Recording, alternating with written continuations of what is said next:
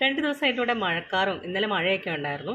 അപ്പം ഞാൻ മഴ പെയ്ത് വെള്ളം നിറയണ്ടല്ലോ എന്ന് വിചാരിച്ചിട്ട് ഇതിങ്ങനെ മതിലേ ഇരിക്കുമായിരുന്നേ. അപ്പോൾ ഇതൊക്കെ ഒന്ന് എടുത്ത് വെച്ചേക്കാമെന്ന് വിചാരിച്ചിട്ട് വന്നതാണ്. അല്ലെങ്കിൽ കൂത്താടി ഒക്കെ ഉണ്ടാവില്ലേ, കൊതുകാവില്ലേ. അപ്പോൾ ഇത് സപ്പോസ് വെള്ളം ഉണ്ടെങ്കിൽ പൊയ്ക്കോട്ടെ എന്ന് വിചാരിച്ച് ഒന്ന് ഇങ്ങനെ കമത്തിയതാണ്. അപ്പോൾ ഇതിനകത്ത് 2 പല്ലിമുട്ട ഉണ്ടായിരുന്നു.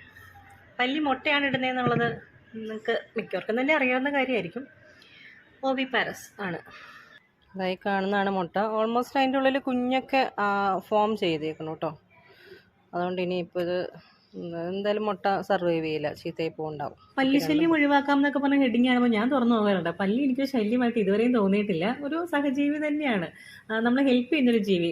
ഈയാമ്പാറ്റയ്ക്ക് വരുന്ന സമയത്ത് ഞങ്ങളും പല്ലിയൊക്കെ ഒരുമിച്ചാണ് ഈയാമ്പാറ്റിനെ മാനേജ് ചെയ്യുക, പെരക്കകത്ത് കയറുന്നതിനൊക്കെ.